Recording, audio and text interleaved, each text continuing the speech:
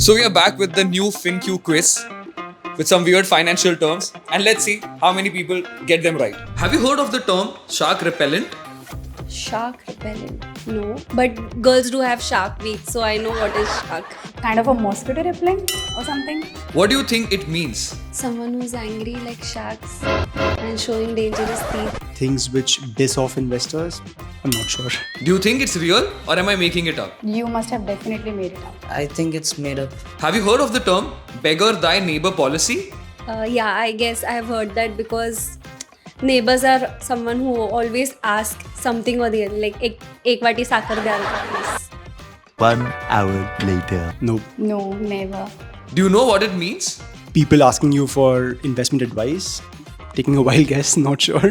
Do you think it's real or am I making it up? Could be making it up, not sure. ये total बकवास है. ये शायद से हो सकता है कि कोई रियल टर्म हो. Have you heard of the term shoe shine indicator? Yeah, again, I think someone who is well polished. Nope. Not really. Do you know what it means?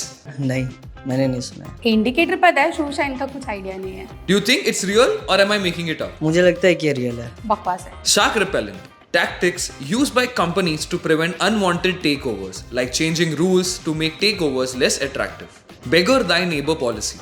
Economic strategies that help one country but harm its neighbors or trade partners. Shoe shine indicator.